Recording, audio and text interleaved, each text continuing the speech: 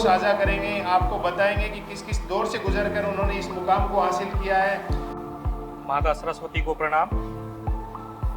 मंच पर विराजमान एसडीएम साहब,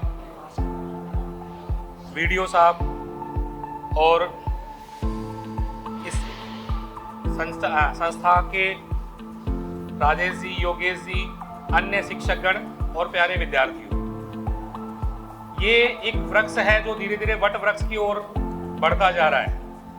कोटपुतली और जयपुर के बीच में एक ऐसा वैक्यूम था जहां पर हमें आसानी से गुणवत्तापूर्ण शिक्षा उपलब्ध नहीं हो पाती थी, लेकिन राजेश जी ने, योगेश जी ने एक प्रयास शुरू किया और धीरे धीरे बहुत सारे एग्जामों में ये सफल हो गए और आज एक गुणवत्तापूर्ण शिक्षा बहुत सारे कॉम्पिटिटिव एग्जामों की यहाँ पर उपलब्ध है।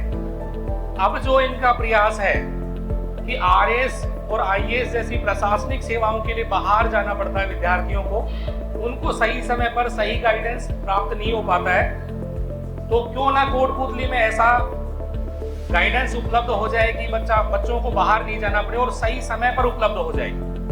पहले ठीक था कि ग्रेजुएशन के बाद शुरू कर लेंगे, लेकिन अब तो जिस तरह से आप मेडिकल और आईआईटी के लिए, बीटेक के लिए 8-9 से तैयारी शुरू करते हैं, तो वैसे ही अगर प्रशासनिक सेवाओं में भी किसी को जाना है, विद्यार्थी को जाना है, तो वो भी पहले से ही सोचे कि छोटे सपने देखना अपराध है।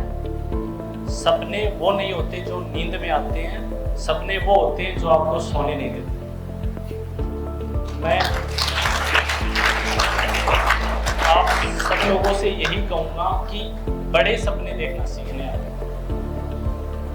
कई बार लगता है कि यार मैं तो एक मजदूर का बेटा हूँ या बेटी हूँ, मैं किसान का बेटा या बेटी हूँ, एक सिंपल अध्यापक का बेटा बेटी। आप इस बात को भूल जाओ, एक रिक्शा चालक का बेटा आईएएस बन सकता है, एक ट्रक ड्राइवर का बेटा आईएएस बन सकता है। मेरे बैच में पवन जी राजस्थान से, जिनके पिताजी ट्रक ड्राइवर, बिकेम आईएएस। हम सारे लोग उसी बैकग्राउंड से आते हैं कि हम कुछ भी बन सकते हैं।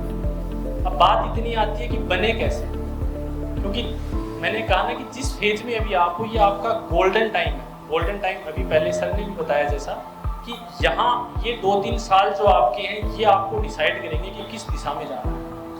इन 3 सालों में आपने यदि शिद्दत से सही समय पे सही गाइडेंस के साथ मेहनत कर ली, तो यकीनन मानिए कि आपकी सफलता 100% सुनिश्चित है। बैठते हैं तो प्रेजेंट टाइम में हम मोटिवेट हैं, लेकिन जैसे जैसे हम स्टडी से दूर जाते रहते हैं तो हमारा दिमाग पर भी तो ऐसे लगता है कि कुछ नहीं, चलो हो गया, एक दिन का ही था सेमिनार, तो हमको ऐसी चीज बताओ कि हम इस चीज से जुड़े रहे, मोटिवेट होते रहे समय पे सर इससे।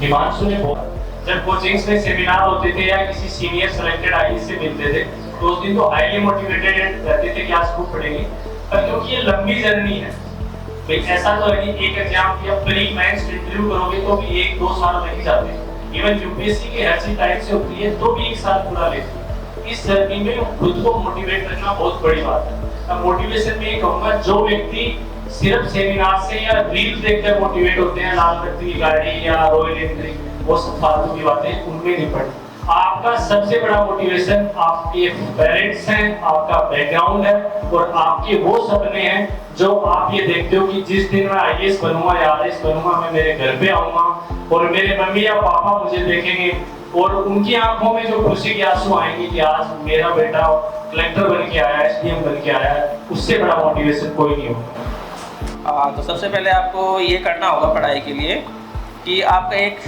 टाइम शेड्यूल होना चाहिए कि मुझे इतने घंटे दिन में पढ़ने हैं, 2-4 घंटे, मतलब दिन घंटे का मतलब ये नहीं केवल पढ़ना बैठना है, मतलब अच्छी तरीके से पढ़ने हैं। मुझे यूपीएससी की तैयारी करनी शुरू कर दी थी। नहीं, मैंने पहले आराम से अपना कॉलेज की पढ़ाई, कॉलेज के एक्स्ट्रा करिकुलर एक्टिविटीज़ और कॉलेज की बाकी सब जितनी भी एक्टिविटीज़ होती थी उसमें पार्टिसिपेट किया है। तो आप भी उस चीज़ को ज़रूर करें और जब भी आप उसके आगे सिविल सर्विसेज की या आरएएस की या किसी भी और पेपर की तैयारी करना स्टार्ट करना चाहें, तो उसका बस यही है कि आप सिंसियरिटी और ऑनेस्टी के साथ उस काम को करें। स्पेशली फॉर विमेन ऐसा हो जाता है कि बहुत ही कम समय मिलता है आपको, आपका विंडो बहुत छोटा होता है। हमारे जैसे एरिया में जहाँ शादी पे और बाकी कामों पे बहुत दबाव है, लेकिन पढ़ाई का दबाव एक लेवल तक का ही है। वो वेट करते हैं कि बच्ची 12वीं करे, ग्रेजुएशन करे। आजकल 12वीं ग्रेजुएशन का वेट करने लगे हैं, पहले वो भी नहीं करते थे।